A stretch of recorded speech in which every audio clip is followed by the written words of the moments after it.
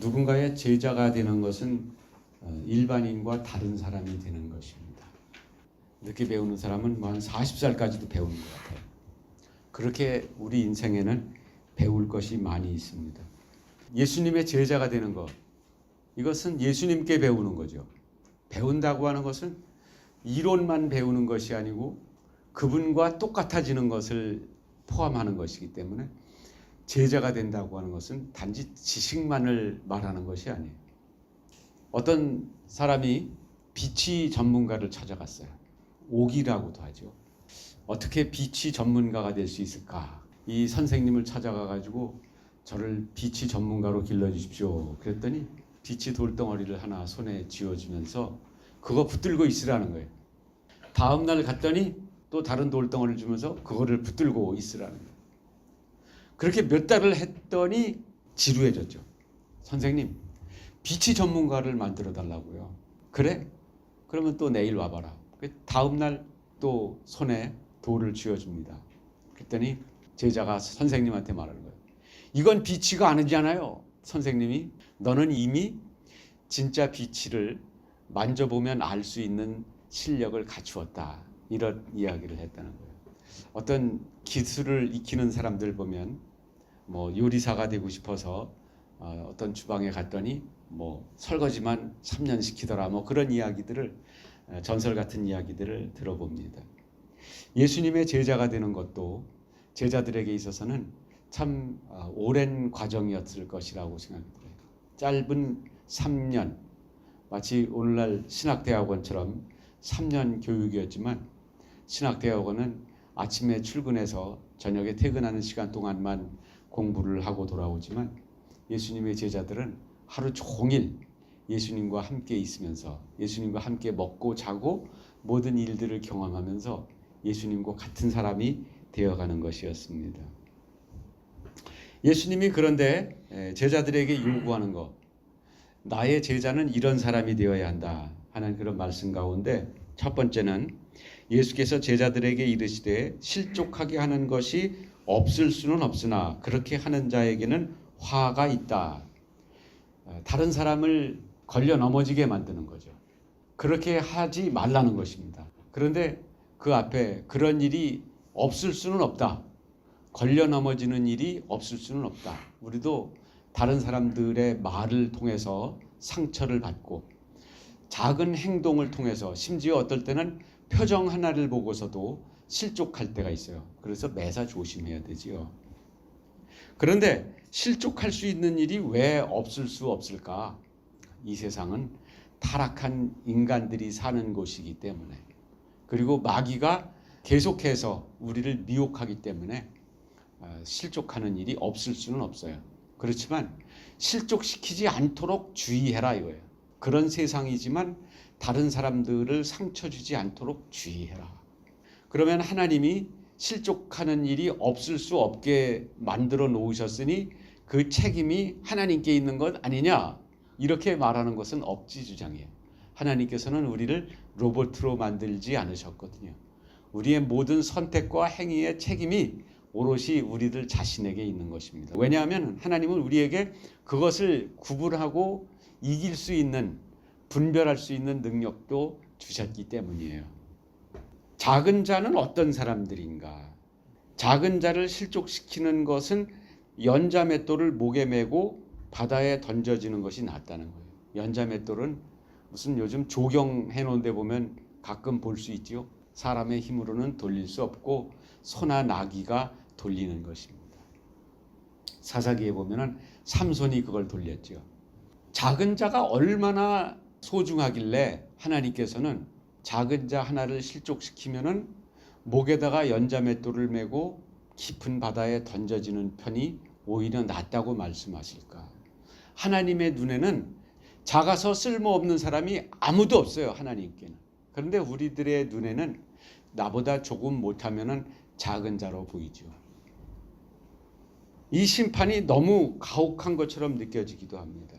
다른 작은 사람들을, 작은 자들을 실족시키는 일은 그렇게 하나님 보시기에는 엄중한 일이에요. 하나님의 눈에는 작은 자가 하나도 없습니다. 이 앞에 16장에 이어서 17장이 기록되었는데 이 앞에 문단에서 나오는 이야기가 부자와 거지잖아요. 부자와 거지 나사로 이야기예요. 그러니까 이 이야기 다음에 이 이야기가 바로 나오는 것을 보면은 거지 나사로를 염두에 두고 읽을 수밖에 없어요. 앞에서부터 쭉 읽어 나오다 보면은 이 거지 나사로가 우리 주변에 있는 작은 자로구나. 그런데 나사로는 천국에 갔고 자색옷과 고운 베옷을 입고 날마다 호화롭게 즐기던 부자는 지옥에 갔습니다. 하나님이 보시기에 이 거지 나사로는 결코 작은 자가 아니고 천국에 가야 할 만큼 존귀한 자예요. 이 세상에서 이렇게 호화로운 삶을 살았던 부자지만 그의 행실은, 그의 믿음은 천국에 갈 만하지 못했던 것입니다. 그러니까 사람의 평가와 아주 다르지요. 이 세상은 아주 가혹합니다. 작은 자는 철저하게 작은 자 대우를 받아야 하고 큰 자는 절대적으로 자기의 본래 사이즈보다 더 큰 대우를 받는 것이 이 세상이에요.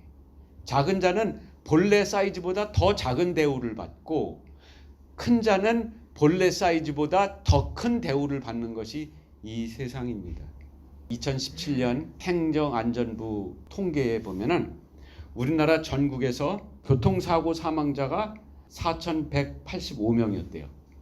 그 중에 40%가 보행자가 죽은 거야. 그런데 그 40% 보행자 죽은 중에 노인 보행자 사망률이 54%예요. 그래서 남양주시 별내읍의 파출소장 유석종이라는 사람이 노인들을 수십 명을 설문을 했어요. 왜 무단횡단을 하다가 이렇게 많은 분들이 사고를 당하나? 그 대답이 무엇이었을까요? 가만히 신호 대기하고 서 있으면은 다리 허리가 너무 아프대요. 그러니까 계속 걸으면은 덜 아프다는 거야. 그러니까 계속 걸어가다가 사고를 당했다는 거예요. 그래서 이분이 고안해낸 것이 뭐냐 하면은 횡단보도에다가 의자를 만들어줘야 되겠다.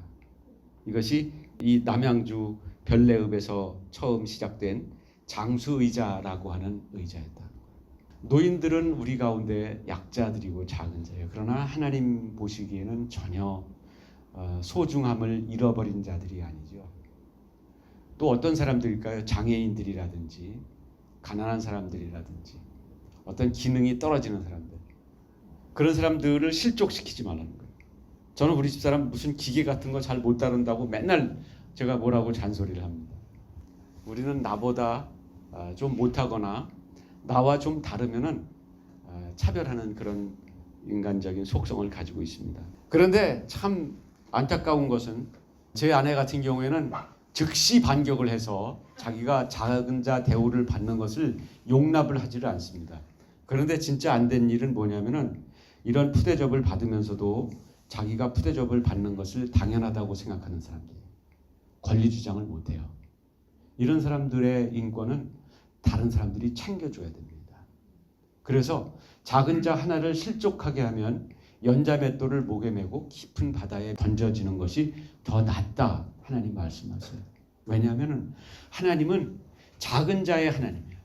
첫 번째 제자에게 요구하는 것은 작은 자를 실족시키지 말아라 하는 거죠. 두 번째 제자들에게 요구하시는 것은 3절에 보면은 너희는 스스로 조심하라. 만일 네 형제가 죄를 범하거든 경고하고 회개하거든 용서하라. 만일 하루에 7번이라도 내게 죄를 짓고 7번 내게 돌아와 내가 회개하노라 하거든 너는 용서하라 하시더라. 이 1, 2절과 3, 4절은 좀 상반된 말씀이에요. 1, 2절은 아무리 작은 자도 실족시키지 말라 이런 말씀이고 3, 4절에서는 너를 실족시키는 사람을 하루에 7번이라도 용서해 주라는 거예요. 그러니까 나더러는 제자들에게는 남을 실족시키지 말라더니 남이 나를 실족시킬 때는 하루에 7번이라도 용서해 주라는 거예요. 참 불공평한 말씀 아니에요? 왜 우리들에게만 용서하라고 말씀하시나? 그러나 한 가지 조건은 있어요. 회개하거든요. 회개하거든. 3절에 만일 형제가 죄를 범하거든 경고해라. 경고하고 나서 그가 잘못했다고 회개하거든 용서해라. 이게 마태복음 18장의 이 내용에 대하여 자세하게 정교한 해결 방법을 제시해요. 형제가 잘못하거든 그를 독대해서 그 잘못을 지적해줘라. 독대했는데도 안 되면은 두세 사람의 증인을 데리고 가서 잘못을 지적해줘라. 그래도 안 되면은 교회 앞에서 그것을 지적을 해라. 그래도 안 되면은 이방인 취급해라. 이런 말이에요. 이방인 취급하라고 하는 것은 교제를 끊으라고 하는 것이 아니고 다시 복음을 전하여 구원받아야 할 사람으로 대우해라 이거예요. 그러니까 하루에 7번까지라도 용서하라고 하는 것은 8번째는 용서하지 말라는 것이 아니고 계속 용서하라는 말씀인 것입니다. 이것은 교회에게 무리한 요구를 하시는 것이 아니고 교회의 권세가 그만큼 용서한다고 하는 것은 권위자의 삶을 요구하는 거예요. 너희가 땅에서 매면 하늘에서도 매일 것이요 풀면 하늘에서도 풀리리라. 이 말씀이 마태복음 18장 17절 이후에 나오는 말씀이에요. 너희가 땅에서 매면 하늘에서도 매이고 너희가 땅에서 풀면 하늘에서도 풀리리라. 너희가 땅에서 용서하면 하늘에서도 용서받고 너희가 땅에서 용서하지 않으면 하늘에서도 그 사람의 죄가 용서되지 않을 것이다. 그것은 교회의 권세를 말씀하시는 거예요. 성도가 얼마나 이 세상에서 한 사람의 생명을 좌지우지할 만큼 중요한지를 말씀하고 있는 거예요. 나는 형제를 실족시키면 안 되는 사람이고 나를 실족시키는 형제는 하루에 7번까지라도 용서해라고 말씀하시는 그런 말씀에서 나는 손해만 보는 사람인가? 이것은 주님이 나를 먼저 용서하셨기 때문이에요. 우리에게는 하루에 7번까지라도 용서하라고 말씀하시지만 주님은 우리를 하루에 700번도 더 용서해 주시는 분이기 때문에 그 큰 용서를 받은 우리는 마땅히 계속 우리에게 용서를 해야 하는 것을 말씀하는 거예요. 우리가 용서하면서 왜 나한테만 이러시는 거예요? 라고 따져 물을 것이 아니라 용서하는 자가 권위 있는 자라고 하는 하나님의 그 놀라운 권위를 부여받은 것에 대한 특권의식을 이럴 때 느껴야 할 것입니다. 그런데 좀 이런 경우도 있어요. 잘 용서하는 사람을 경시하는 경우가 있어요. 군대 고참으로 생각하면은 그냥 너그럽기만 한 군대 고참은 대우를 못 받아요. 그렇지만 까칠하게 매사 트집 잡는 고참은 하나라도 더 얻어먹어요. 우리가 잘 용서하기 때문에 이제 나한테는 계속 잘못하는 사람이 있다. 그러면 그 사람은 회개하지 않은 것입니다. 그 사람에게 실망할 필요 없어요. 그 다음에 세 번째로 이제 제자들이 이 말씀을 다 들은 후에 제자의 조건 첫 번째는 작은 자를 실족시키지 말아라. 두 번째, 너를 실족시키는 사람을 용서해라. 이 말씀을 듣고서 제자들이 5절에서 뭐라고 말하느냐? 사도들이 주께 여짜오되 우리에게 믿음을 더하소서. 어떤 느낌이에요? 용서할 수 있겠다는 말이에요? 용서할 수 없겠다는 거예요? 못하겠다는 거예요. 주님, 지금 이 상태 내 실력으로는 뭐 다른 사람을 실족시키면 안 되고 다른 사람이 나를 실족시키면 용서하고 나 이거 못하겠습니다. 이런 말이에요. 그러니까 요구하는 게 뭐예요? 그런 것을 할 수 있는 믿음을 달라는 거예요. 그랬더니 예수님이 그래? 곱배기 믿음을 받아라. 그러면서 믿음을 철푸덕 더해 주시는 것이 아니고 6절에 주께서 이르시되 너희에게 겨자씨 한 알만한 믿음이 있었더라면 이 뽕나무더러 뿌리가 뽑혀 바다에 심기어라 하였을 것이요 그 뽕나무가 너희에게 순종하였을 것이다. 동문서답같이 보이지 않아요? 이게 대답이 될 수 있어요? 우리에게 믿음을 더하소서 그랬더니 너희에게 겨자씨만한 믿음이 있다면은 이 뽕나무더러 뿌리가 뽑혀 바다에 심겨라. 그러면은 그 뽕나무가 바닷물로 풍덩 해가지고 거기에 심기우는 일이 일어날 거예요. 마태복음 버전에서는 이 산더러 바다에 던지우라 그러면 던지울 것이다. 개념은 달라도 의미는 같지요. 불가능한 것이 가능해진다 이런 말씀이지요. 이것을 뭐 연습한다고 뽕나무한테 가가지고 바다에 가서 심겨라. 아무리 백날 해봐야 소용없습니다. 이것은 그것을 말하는 게 아니에요. 제자들의 기도, 우리에게 믿음을 더하소서. 제자들의 간청은 불순종의 기도예요. 예수님의 대답은 이것이 이제 헬라어에서 사실에 따른 가정법이라고 써놨는데 헬라어의 가정법엔 두 가지가 있어요. 내가 만약에 새라면 이것은 현실과 반대되는 가정이죠. 그런데 현실에 따른 가정도 있어요. 주께서 우리의 주님이시라면, 너희에게 믿음이 있다면, 이런 것은 있는 것에 대하여 강조하는 그런 가정법도 있어요. 여기서 이 가정법은 두 번째 가정법이에요. 너희에게 겨자씨 하나일 만한 믿음이 있었더라면 이라고 하는 것은, 그러므로 너희에게 겨자씨 하나일 만한 믿음이 있으면, 있으니, 이렇게 번역을 하는 것이 원래 헬라어에 더 맞는 말씀이에요. 그러니까 제자들에게 믿음이 지금 있다는 거예요, 없다는 거예요? 예수님의 말씀은 있다는 거예요. 얼만큼 있다는 거예요? 적어도 겨자씨 하나만큼은 있다는 거예요. 그러니까 예수님 따라다니죠. 지금 거의 예루살렘에 다 왔는데, 예루살렘에 거의 다 왔다는 것은 이제 3년 차라는 말이에요. 예수님 3년째 따라다니는데 너희들에게 적어도 얼마만큼의 믿음이 있다고? 겨자씨 하나만큼의 믿음은 있다고. 그것을 사용하기만 하면은 불가능이 가능으로 바뀐다고, 이 말씀을 하시는 거예요. 그러니까 믿음이라고 하는 것은 작은 믿음, 큰 믿음이 없다는 거예요. 믿음은 있고 없음만 있는 거지 작고 큼이 없어요. 그걸 한번 여러분들이 이야기 한번 지금 되뇌어 보세요. 앵무새처럼. 시작.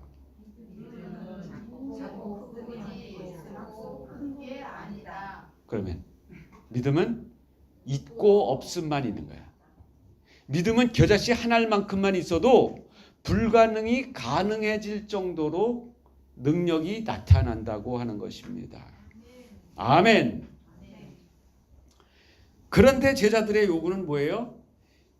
지금 이 실력 가지고는 안 되겠습니다. 내가 어떻게 다른 사람을 실족시키지 않고 살 수 있겠습니까? 두 번째는 나를 실족시키는 사람을 어떻게 하루에 7번까지도 용서할 수 있겠습니까? 나는 그거 못합니다. 그러니까 그거 감당할 만한 믿음을 주십시오. 그러면은 해볼게요. 이거예요. 키프로스 출신의 제이 존이라고 하는 유명한 영국 목사님이 있는데, 우리가 하나님 앞에 하나님 나에게 무엇을 주세요, 이렇게 기도할 때 하나님께서는 이미 내가 너에게 명령한 것을 실천했느냐, 그것은 실천하지도 않고 또 새로운 것을 달라 그러면은 하나님이 주시겠느냐, 이런 짤막한 설교를 보고서 제가 이 말씀과 연결을 시켜보았어요. 주님께서는 우리에게 이미 겨자씨만한 믿음만큼은 최소한 주셨는데 그것을 사용해 보지도 않고 더 큰 믿음을 주시면은 한번 해볼게요, 이런 것은 잘못된 태도라고 하는 것입니다. 우리가 어떨 때 간절하게 기도하게 되느냐 하면요, 하나님의 말씀에 순종하기 싫을 때 하나님 앞에 터무니없이 또 다른 것을 달라고 합니다. 저의 마음의 중심이 콱 찔려버리고 말았어요.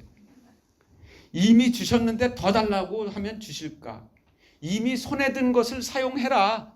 그것으로 된다. 그런데 또 다른 연장 달라는 거예요. 하나님은 우리를 이 작은 믿음을 사용할 때 불가능을 가능케 해주십니다. 저는 뽕나무에 대해서 사연이 있습니다. 우리 시골집에 뽕나무가, 아름드리 뽕나무가 있어요. 예, 여러분, 저는 그 뽕나무가 1년에 한 번씩 오디가 열리니까 너무 좋다고 생각했는데 나중에 생각하니까 이웃집에 민원이 많이 들어와요.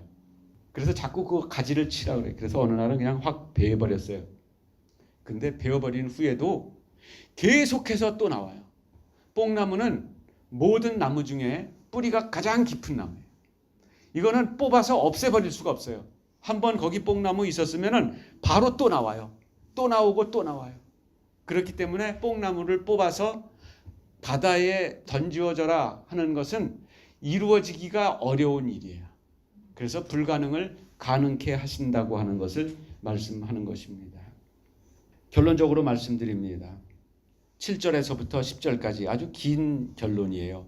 오늘 이 이야기들은 1절에서부터 10절까지가 네 가지의 다른 이야기처럼 보이지만 이것이 하나로 다 연결이 되는 말씀이에요.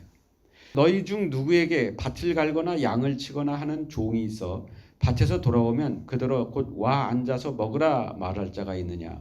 도리어 그더러 내 먹을 것을 준비하고 띠를 띠고 내가 먹고 마시는 동안 수종 들고 너는 그 후에 나 밥 다 먹고 나서 먹고 마시라 하지 않겠느냐. 명한 대로 하였다고 종에게 감사하겠느냐.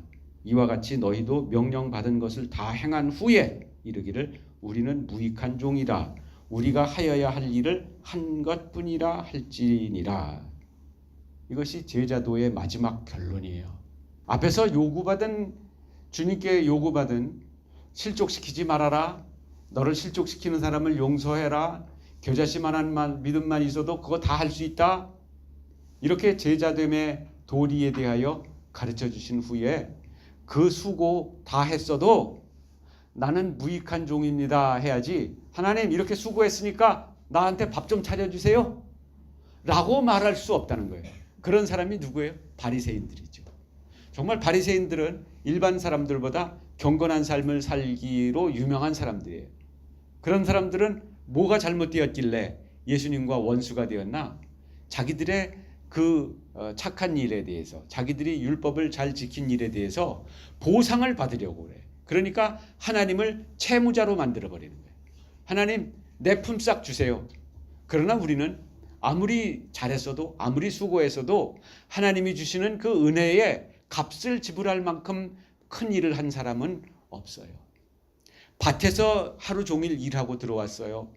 들에서 양을 하루 종일 치다가 들어왔어요. 그런데 주인이 너 수고했으니까 너 밥 먹고 쉬어라. 내 밥은 내가 챙겨 먹을게. 이런 주인이 어디 있느냐? 너 들에서 수고하고 왔어? 아직 너의 임무가 다 끝나지 않았느니라. 내 밥 챙겨 오너라. 그리고 너는 들어가서 밥 먹어라. 그러는 것도 아니고 나 밥 다 먹을 동안 옆에서 지키고 서 있다가 물 가져와라. 그럼 물 가져오고, 커피 가져와라. 그러면 커피 가져오고, 그리고 나서 설거지하고, 그리고 나서 네 밥 먹어라. 이것이라는 거예요. 너무하지 않아요? 네? 이런 말씀 보면서 하나님은 참 가혹한 고용주 같으다. 이 노사관계의 불평등함을 고발하려고 말하는 거예요. 그러면 앞뒤가 얘기가 맞지 않잖아요. 우리는 하나님의 은혜에 대하여 내가 값주고 살 만큼 나의 공덕이 꽤 된다고 생각하기가 쉬워요. 나 정도 공덕이면은 그래도 하나님이 복 주셔야지요. 우대해 주셔야지요. 이런 바리새인의 자리에 은근히 올라가 있기가 쉽습니다. 그러면은 매사 서운한 거야, 하나님한테. 하나님 이쯤 하면은 좀 뭔가 알았다. 야, 너 정말 최고다. 이런 표창장을 좀 주셔야 되지 않습니까? 그런데 그렇게 수고했는데 밥 차려 오라고요? 마태복음 25장 21절에 그 주인이 이르되 잘하였도다 착하고 충성된 종아, 네가 적은 일에 충성하였음에 내가 많은 것을 네게 맡기리니 네 주인의 즐거움에 참여할지어다. 이 앞에 15장에서 보면은 두 아들의 이야기가 나오죠. 큰 아들이 바로 바리새인들을 지칭하는 사람이었어요. 그 아버지가 그 집 나갔다 돌아온 아들이 돌아왔다고 하는 것을 너무 기뻐서 동네 사람들을 초청하여 잔치를 벌였더니 큰아들이 하루 종일 들에서 일하고 들어왔죠. 큰아들이 놀다가 들어온 거 아니고 하루 종일 일하다가 들어온 거예요. 그러니까 입이 대빨같이 나올 법도 하지요. 그런 말 아버지 앞에 투덜댈 만 하지요. 그러나 아버지가 이 아들에게 내 것이 다 네 것이로되 내 저 아들은 죽었다가 돌아왔기로 저 아들을 위하여 내가 잔치를 벌인 것이 왜 너에게 그렇게 불편한 일이 되었느냐. 우리는 그 큰아들이 가장 아버지의 잔치에서 주빈석에 함께 앉아 정말 저 내 동생은 죽었다가 살아난 것과 마찬가지다. 내 동생이 돌아온 것을 내 아버지가 저렇게 기뻐하시니 나도 아버지같이 기쁘다. 이렇게 아버지의 잔치에 참여해야 되는데 그걸 못하고 있는 거잖아요. 스스로를 소외시키고 있는 것입니다. 하나님의 잔치는 작은 자를 회복시켜 주시는 잔치예요. 그렇기 때문에 그 잔치의 그 이유가 마음에 안 들면은 스스로를 소외시키는 거예요. 하나님의 나라의 잔치에 자기가 소외를 스스로 당하는 거야. 애써서. 그래서 종에게 있어서 가장 큰 영예는 뭐냐면은 내가 작은 일에 충성하였음에 내가 많은 것을 내게 맡기리니 내 주인의 즐거움에 참여할지어다. 여기서 종이 밭에서 하루 종일 일하고 들에서 하루 종일 양치다가 들어와서 주인 밥상까지 챙기고 그리고 나서 밥을 먹는 것에 대해서 불평할 것이 아니라 그럼에도 불구하고 나는 주인님의 은혜로 사는 것입니다 라고 하는 주님의 그 주권에 대하여 철저한 인정이 있어야 돼. 그리고 나서 주인의 잔치 자리에 참여할 수 있는 것입니다. 하나님이 놀고 계셨던 건가? 여기서 주인은 하나님을 비유하는 것이겠는데 여기서 주인이 놀고 있었고 종만 밖에서 죽어라고 일하고 돌아온 것이라고 생각하면 안 돼. 하나님은 나의 모든 그 양치고 밭가는 그 일이 가능해지도록 적절한 때에 비를 내려주시고 적절한 때에 햇빛을 내려주셔서 그 모든 것이 가능하여 소출을 얻게 하신 것이 하나님의 모든 은혜입니다. 그러므로 내가 왜 나만 수고를 해야 돼요? 왜 나만 고생해야 돼요? 라고 생각을 할 수도 있겠지만 그 모든 과정 가운데 그것을 가능하게 하셔서 수고하게 하셔서 그것만큼 일할 수 있는 건강을 주셔서 그런 안전과 평강을 주셔서 이렇게 수고하게 됐으니 나만 수고한 것이라고 생각할 것이 아니라 그 수고가 가능하게 해주신 하나님의 그 은혜를 먼저 생각할 수 있어야 하는 것입니다. 그러니까 주인이 이 모든 수고를 다한 후에 이 종이 스스로를 뭐라고 고백한다고? 우리는 무익한 종입니다. 그렇게 고백할 수 있어요? 불평하지 않고 주인님 이거 너무하시는 거 아닙니까? 왜 나만요? 그럴 것이 아니라 주님께 기쁨으로 나의 작은 일 맡기신 것에 내가 최선을 다하겠습니다. 그렇기 때문에 마태복음 25장에서 이 말씀이 나오는 것은 5달란트 받은 자에게나 2달란트 받은 자에게나 주인의 칭찬은 한 글자도 틀리지 않고 똑같더라 하는 것을 강조하는 것입니다. 이제 우리가 주님께 더 좋은 제자가 되고 싶어서 어떤 노력을 해야 할까요? 주님, 나는 이 오늘 말씀에서 주신 이 실족하게 하지 말라는 말씀과 나를 실족시키는 자를 용서하라는 말씀, 이 말씀을 잘 지켜서 그리고 나는 못하네요 그렇게 반항할 것이 아니라 그것이 하나님 만큼의 믿음 나에게 있으니 이것이 얼마나 되겠습니까? 그러나 이것으로 내가 순종하겠습니다 하면은 주님께서 그 모든 제자의 도리를 다 이룰 수 있게 하실 줄로 믿습니다. 우리는 좋은 교회는 잘 찾아다닙니다. 그런데 좋은 제자가 되려는 노력은 부족해요. 좋은 교회 찾아야 되지요. 이 세상에 요즘은 정말 이상한 교회도 많이 있습니다. 주님은 작은 자를 실족시키지 말라 그랬는데 작은 교회를 실족시키는 교회들이 많이 있습니다. 그런데도 거기엔 사람이 많습니다. 우리는 좋은 교회를 찾아야 됩니다. 그러나 그것보다 더 큰 노력은 좋은 제자가 되어야 합니다. 좋은 제자가 되는 것은 오늘 주님께서 주신 오늘 이 두 가지 실족과 관련된 이야기예요. 이제 우리가 보상 심리를 경계하고 선행은 구원의 조건이 될 수 없다고 내가 이렇게 착하게 살았으니 이렇게 남달리 수고했으니 나는 우대받아야 된다는 그런 생각을 버리고 우리는 무익한 종입니다. 마땅히 해야 할 일을 했을 뿐입니다. 이 세상의 모든 종교와 기독교가 다른 점이 바로 자기 공로에 대한 주장을 해라 마라 이것이 차이가 있는 거예요. 기독교는 네가 아무리 수고했어도 그것 때문에 구원받을 수 있을 거라고 생각하지 말아라. 아무리 네가 주님을 위해서 목숨을 버렸어도 하나님이 은혜로 구원해 주는 거지 그것 때문에 구원해 주는 건 아니다. 세상의 기독교를 제외한 모든 종교는 이 원리를 가지고 있어요.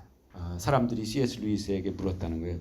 당신이 생각하기에 기독교와 다른 종교가 다른 점이 뭡니까? 그랬더니 그가 대답한 것이 은혜라는 것이 가장 큰 차이점이다. 이렇게 대답했다는 일화가 있습니다. 여러분, 제자가 되는 것은 일반인과 다른 사람이 되는 것입니다. 일반인과 다르게 되기 위해서는 이런 제자의 도리를 잘 행할 수 있기를 권면드립니다.